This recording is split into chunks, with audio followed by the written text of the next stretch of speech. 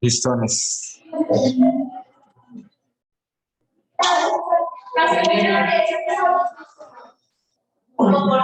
Listo, muchachos, escuchamos. Recuerden que yo creo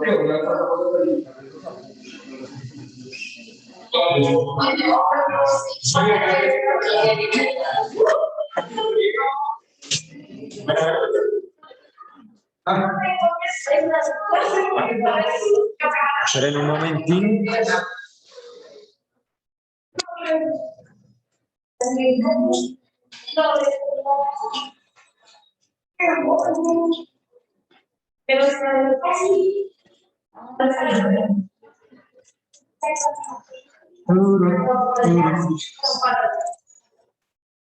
Ahora sí, ahora is.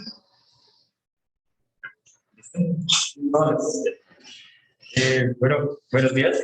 El día de hoy, pues, vamos a hacer la presentación de reptiles y aves. Pues el grupo está conformado por Brian Vázquez, por mí, por Daniel Castro y pues, entonces, pues, vamos a presentar. ¿Cómo pasa? Tipos de reptiles y aves. Yo encontré tres tipos de reptiles, que son los saurios, que son como los lagartos, cocodrilos, etcétera, los ofidios, que son las serpientes, y los quelonios, que son tortugas. Yo encontré que de los reptiles se pueden encontrar alrededor del mundo 9.000 especies diferentes. Alrededor. Ahora vamos con los tipos de aves.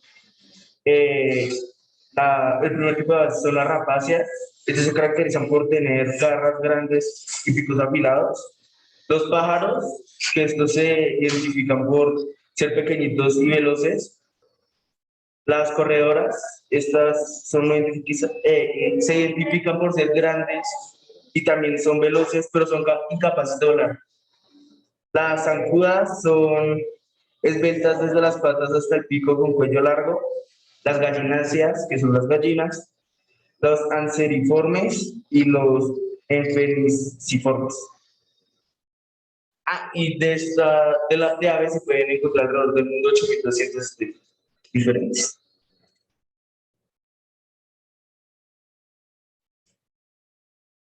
Su hábitat natural, el hábitat natural de los reptiles. Los reptiles viven en todo el mundo, con excepción de los lugares fríos, los trópicos. Los trópicos húmedos y calurosos albergan la mayor cantidad y variedad de reptiles. Las aves habitan en todos los biomas terrestres y también en todos los océanos.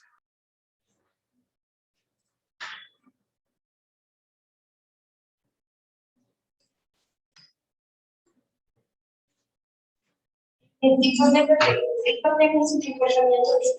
de las aves pueden involucrar habitaciones especiales o hacer un tipo de exposición visual. Por ejemplo, una ave puede abrir y mostrar las puntas de su cola o hacer una taza de agua.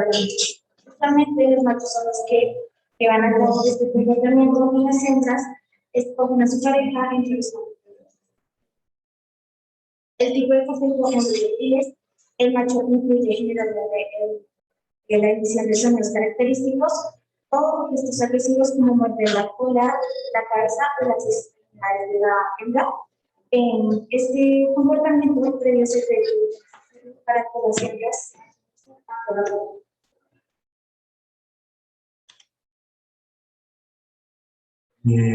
Bueno, pues, ¿cuáles son las características más importantes de las aves y reptiles? Pues una de ellas es que son generalmente de sangre fría, que pasan pues, en invierno, son vertebrados terrestres que pues, tienen el cuerpo generalmente cubierto de escamas.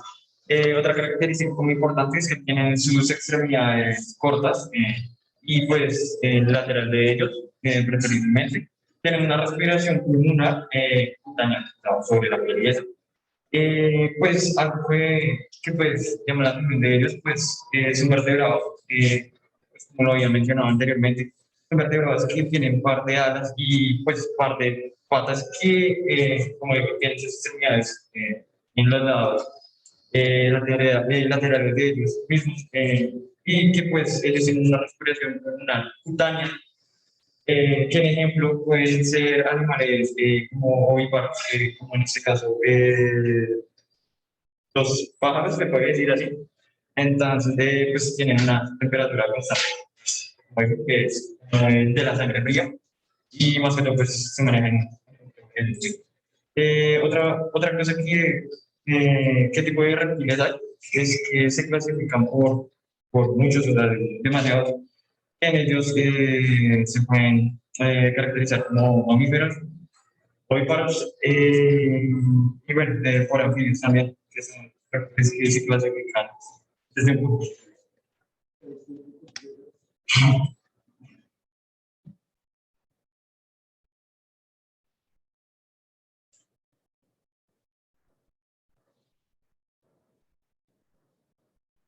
Listo, las formas de reproducción sexual bueno, acá los voy a explicar separados.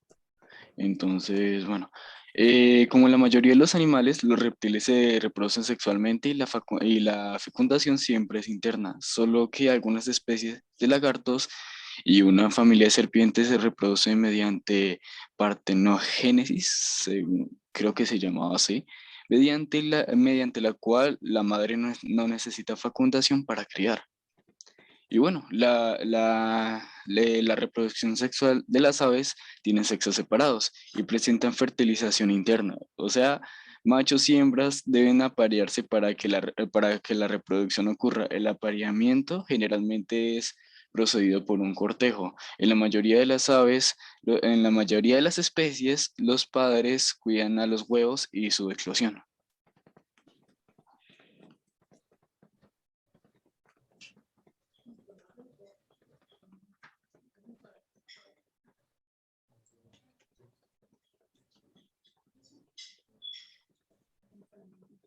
La profe, eso es lo mismo. Esa es la diapositiva que expliqué anteriormente.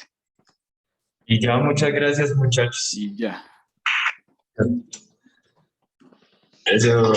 Bendiciones, muchachos. Bueno, esto falta explicar más a profundidad el estado de los huevos, pero digamos que 95 y 100 en las diapositivas. Dime. Bueno, ya los explico rápidamente. Bueno, quelonios son las tortugas. Los saurópsidos, que son los lagartos. Los saurópsidos como dinosaurio, pero saurópsidos.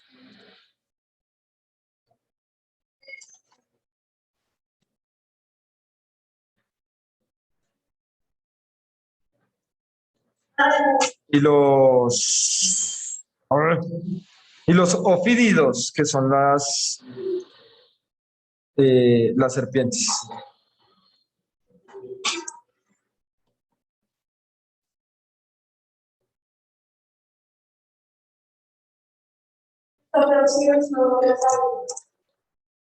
No.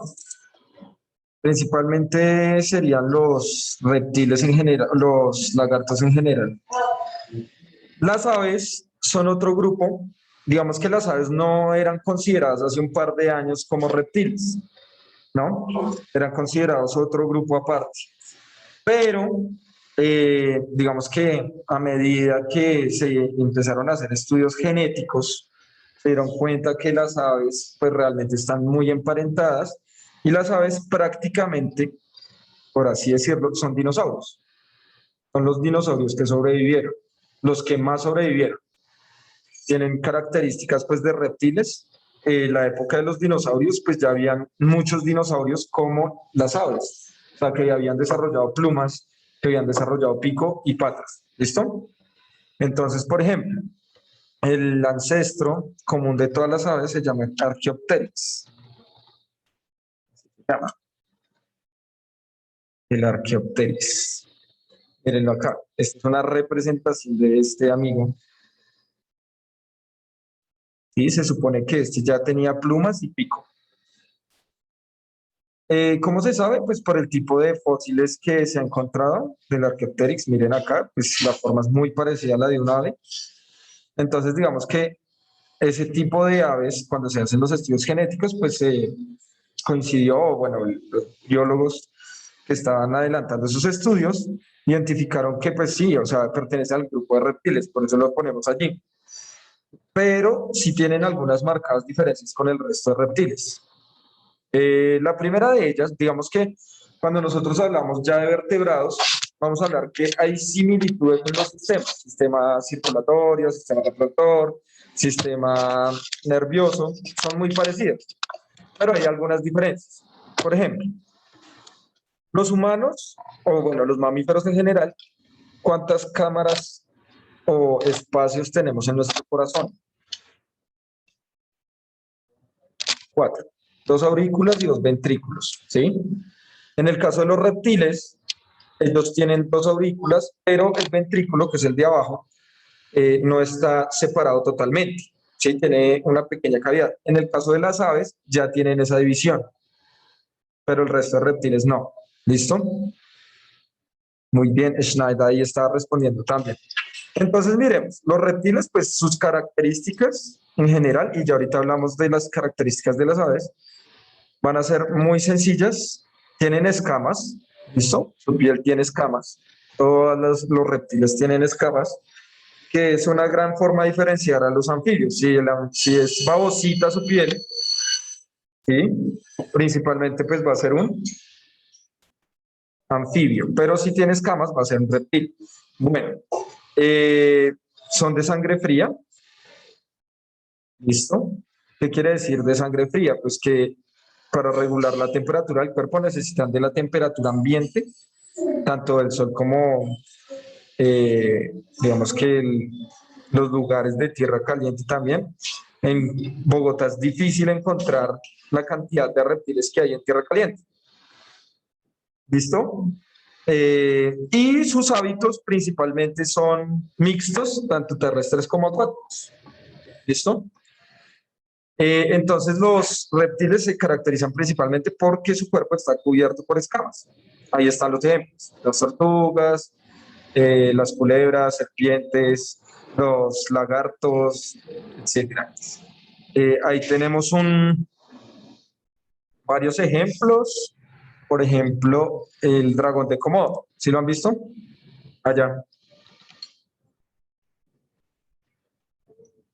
Todos los reptiles que, mi amor.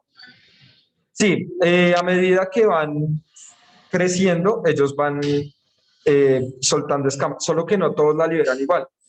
Digamos, por ejemplo, las tortugas liberan escamas y esas se van cambiando. Pero pues el más notorio para todos nosotros es las serpientes, que las serpientes sí, pues uno se puede encontrar la piel ahí tirada toda enrollada, pero el resto de reptiles solo van perdiendo escamas y las van reemplazando, no es como las serpientes. Entonces, por ejemplo, tenemos este amigo acá. Los dragones sí existen, vean uno acá. Este es un dragón de Komodo. ¿Listo?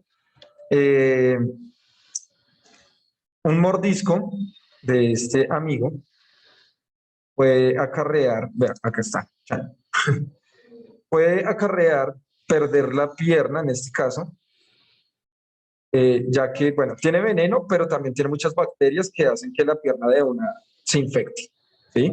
O en par de minutos también se puede perder la vida. Y nosotros creemos que los reptiles son muy lentos. Cuando vemos las tortugas, cuando vemos cocodrilos a veces, o incluso viendo el video de estos dragones de Komodo, uno cree que son muy lentos. La realidad es otra. No, no son tan lentos. Incluso se pueden subir a los árboles. Ahora, ¿por qué a veces sí son tan lentos? Pues porque ellos tienen sangre fría y tienen que esperar a que el sol les caliente los músculos. Si tienen los músculos calientes en un día soleado, pueden correr muy rápido y fácilmente nos pueden alcanzar. ¿Estamos? Bueno, Schneider dice que en Melgar vio una iguana. Digamos, por ejemplo, hay muchos reptiles en tierra caliente. Cuando uno va a tierra caliente, uno ve muchas lagartijas chiquitas, por ejemplo, pegadas ahí en las paredes.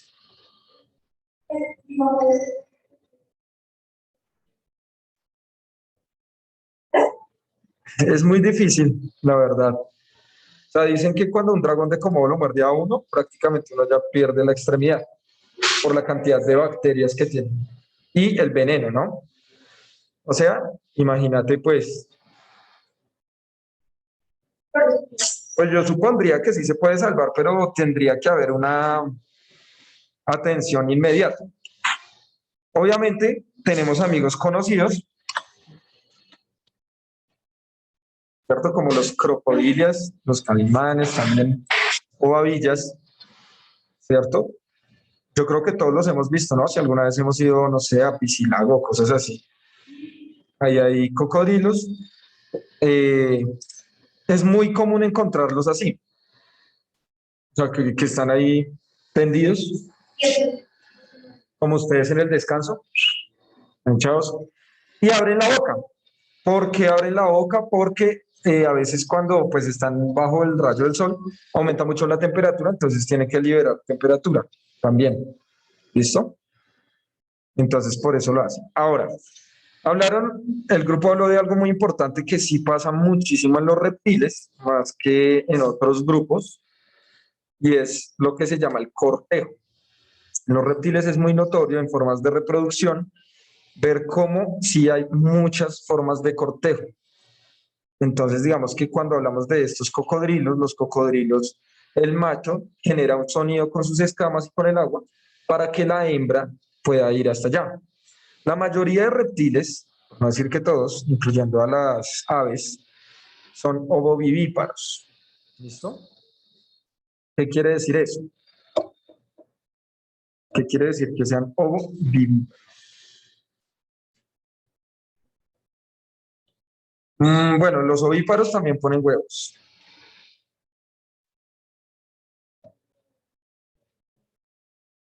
Listo. Principalmente, además que el huevo esté dentro de la hembra, eh, la fecundación se da dentro de la hembra. ¿Sí? Es decir, el macho deja su esperma dentro del cuerpo de la hembra y ese llega al huevo que está dentro de la hembra y ya cuando se solidifica la cáscara un poquito, pues lo liberan. ¿Sí? Como nuestro claro ejemplo, pues son las gallinas. ¿Sí? Las gallinas, digamos que necesitan que el gallo deje el esperma, ese llega al huevo y ya cuando va creciendo, libera el huevo y ya sale, ya está dentro del huevito el pollito cuando sale de la gallina. Ya está ahí creciendo, ¿sí? Entonces, a esos animales los vamos a llamar ovovivíparos. Los ovíparos, recordando, son los peces, por ejemplo. La hembra deja los huevos allí, ya en el piso, y el macho riega su esperma encima de los huevos. En el caso de los reptiles son ovovivíparos, o sea, el macho le da su esperma y la hembra ya después libera el huevo. ¿Listo? Y además de esto, estos huevos tienen que ser incubados. ¿Listo? O sea, tienen que tener ciertas temperaturas, tienen que estar en ciertos lugares.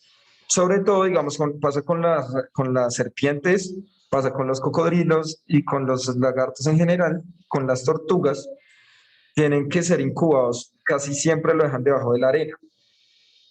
¿Por qué creen que lo dejen debajo de la arena? Primero eso, los depredadores. Segundo, la temperatura. Y la arena, además, tiene mucho hierro. Como ustedes saben, el hierro es un metal y los metales con el calor aumentan la temperatura. ¿Sí? Entonces, lo que hace la arena en ciertos lugares donde estos dejan los huevos, es mantener alta la temperatura para que los huevitos se sigan desarrollando y así tener al reptil. ¿Listo? Entonces, su reproducción es sexual, ya tienen, digamos que contacto directo, pero estos amigos no tienen, digamos, un órgano copulador como los mamíferos, sino estos amigos van a tener, eh, digamos que solo la cloaca, tienen una espuela que les sirve como órgano copulador y dejan rápidamente su esperma en la hembra y listo. En los mamíferos es un poco más complejo, ¿sí? Porque ya entra el tema de hormonas. Pero, bueno, en general, vamos a ver que empieza a aparecer de hueva, ¿no? Vean. Entonces, vamos a ver que empiezan a aparecer varias cosas importantes, sobre todo en este huevito. Vamos a ver las partes del huevo. Hola, Michi. ¿Te vas a quedar para la exposición de mamíferos? Porque los cocodrilos en la imagen tienen en todas las fotos. No, por lo que mencionaba ahorita, o sea, tienen que liberar temperatura, ¿no? Cuando aumenta mucho la temperatura, abren la boca para liberar.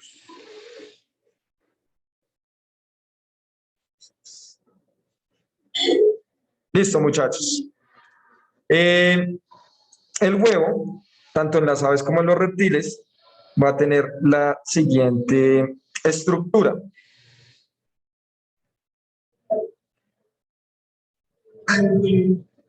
Esto da confianza. El propio cuerpo de almohada del Contreras, ¿no? Contreras alias la cama de gato.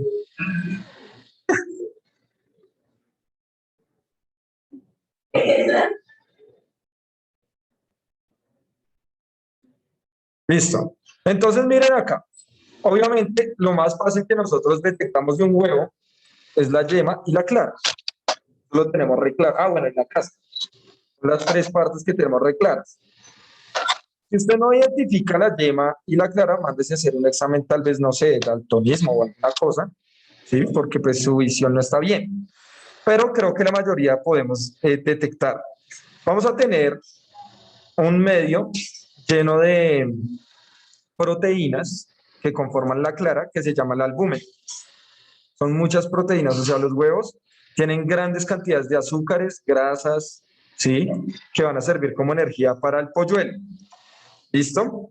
A veces cuando ustedes rompen un huevito para cocinarlo, para hacerlo frito, lo que sea, en la yema tiene un puntico, a veces.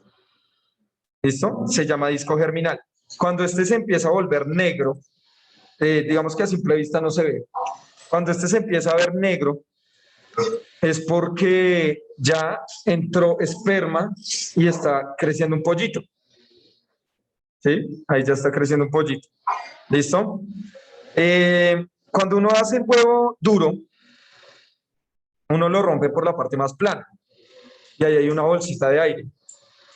Sirve para que haya intercambio de gases. Los pollitos también dentro de esto respiran, tienen que liberar dióxido de carbono y oxígeno. Es decir, tienen que entrar oxígeno y tienen que liberar dióxido de carbono. La cáscara no es una cáscara dura, o sea, no es una cáscara que esté totalmente sellada, sino tiene muchos huequitos, muchos poros, y eso permite que entre y salga dióxido de carbono y oxígeno, para que el pollito pueda respirar, o el reptil, el lagarto, lo que sea. ¿Listo? Y obviamente vamos a tener una gran e inmensa cantidad de glucosa. Nosotros tenemos acá una serie de membranas, ¿cierto? Que se llaman membranas testáceas, y las solemos ver también cuando cocinamos un huevo, que queda como una telita blanca muy delgadita. Eso permite que haya una mayor protección del polluelo. ¿Listo? Va a ser muy importante porque para entender esto, bueno, si logramos entender eso, vamos a ver ya en mamíferos cómo es que